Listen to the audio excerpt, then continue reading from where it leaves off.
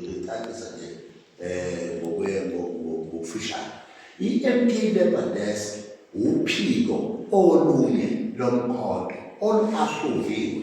Ngiyezwa nje masibaqomuthi akubaba bayazi lo.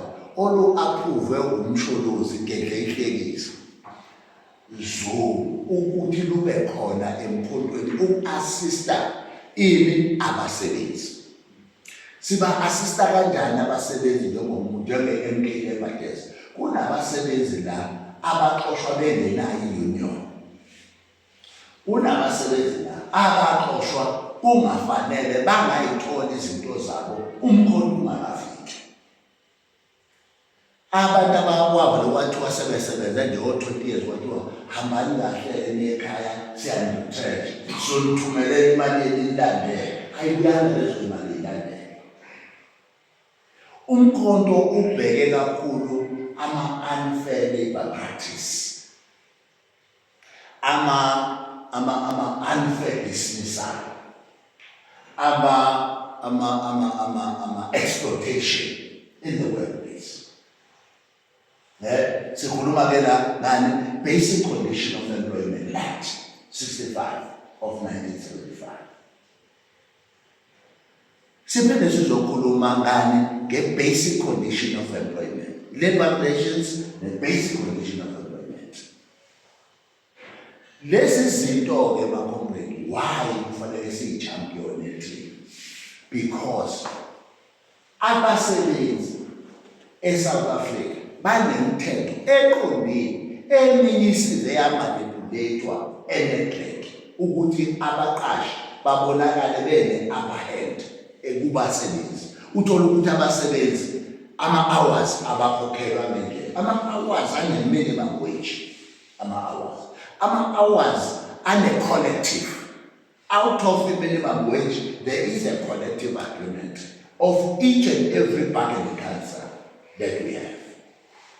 So now kulama bargaining councils now sinezinto zama-leave, ukuthi ama-leave kuthiwa azophunywa kanjani, ama-sick leave atholakala kanjani, mangaki ilokuza ama-maternity leave atholakala kanjani. Zonke lezi zinto zilawo i-basic condition of employment. Ama-benefits wokuthi ke fanele emsebenzini kube khona i-UIF, fanele kube khona i-provident fund. Umsebenzini lakunela amakompleti nina enisilekelelayo. You must know these things.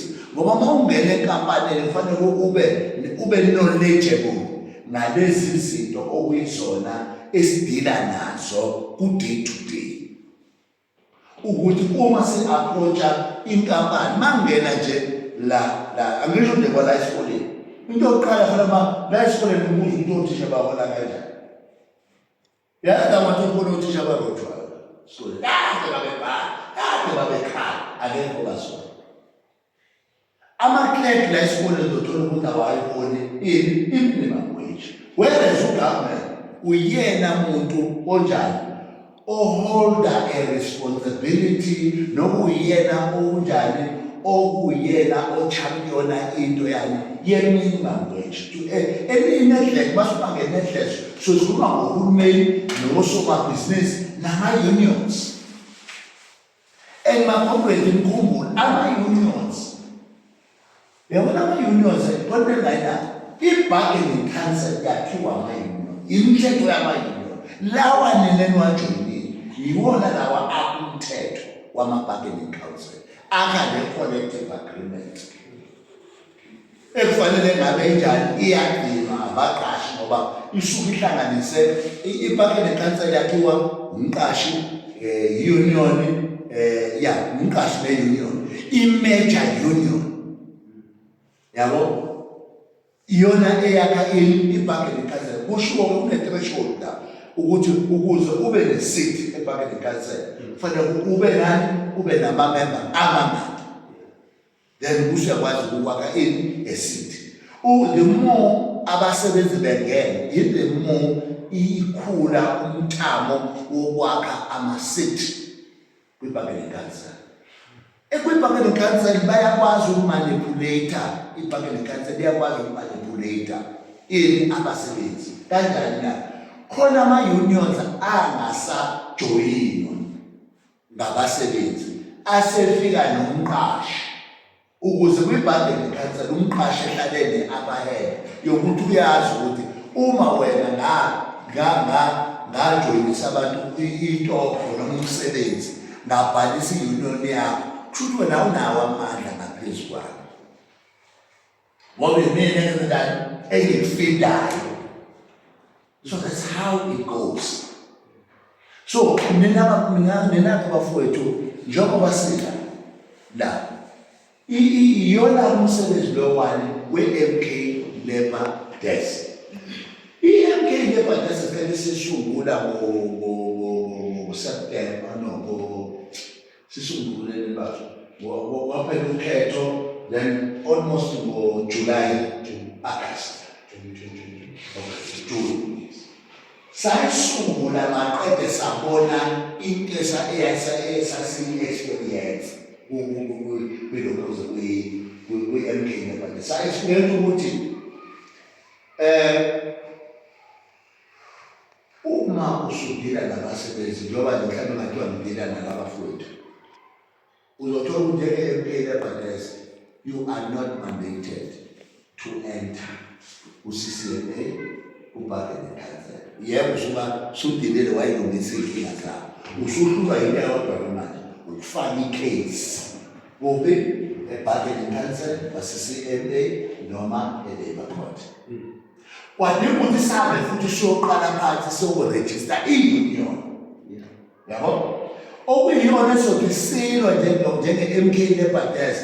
I-union is taking all our cases kuphi iwayise e-bargaining council. Sinabantu nje thina abaye-bargaining council nabaye-CCMA sibenze sesiqala esesidevelopha lento yani yabameli maphakathi kwi-MK Labour Desk kwi-South for South sasesiba nabameli-ke phakathi futhi esenzani nabo esithi uma ngabe i-case sekufanele ngidlulele e-Labour Court asifuni ukuthi siye ku-union siyoyicela ukuthi lalela-ke le-case engathi idinga i-Labour Court. We just shoot straight to Labour Court. Siyongena khona siyokhuluma udaba kathi udaba MK Labour Desk ibhizi lapha phakathi. Ama-organizers ethu-ke are dealing with ama-cases kanjalo. So i-MK Labour Desk ihamba lapho-ke bangani bami ne-South for South i-union yethu eze yarejista nje kule nyanga edlule mhla ka-9 besiyosayina ePitoli siyosayina isitifiketi esiphethe wonke ama-sectors ngangeke kuphuma lawe wonke ama-sectors amaphoyisa ngothisha silifana nenehawu ngayithola lonto le wonke ama-sectors siyaqothula kuze kwathiwa even kuthiwa unmentioned even other unmentioned sector kusho ukuthi any sector that will come to South Africa sizokwazi ukuyitheklisha ngenxa kaLabour indlela asirejiste ngayo. So sinegolide sekudinga manje sisebenze ngalo moving forward. Uma ngesilwa nabelungu asiphathi i-South for South yileke uma sibhekene nabelungu ngqo mhlawumbe let's say sibashaya ku-social media noma sibahebhula ngendlela sibahebhula asiphathi i-union ngoba i-union ayivumelekile ukuthi ingene kwi-space whereby se-confrontation. Thina sitshela abantu ukuthi nina joyinani i-union thina ngapha osibuzayo siyi-MK Labour Desk oyibophapi i-MK Labour Desk because it's a civil oyibophapi mawuthi uyayiklema ngoba sinelungelo ngokwe-constitution we've got the right akithi ukuthi sizi-express then noma usufuna ungibopha wena uzothi ungibopha unless uzothi uyangibopha lento engiyishoyo awuyenzi yabo. Actually, we are provoking laba bantu basise vele court kosecourt la khona bezofika besitshela ukuthi akwenzeki 1 2 3 4 injalo bafowethu. Kinena-ke bafowethu ibaluleke kakhulu le umkhonto njengamanje urejista ifederation. Ifederation ebizwa ngokuthi i-rugby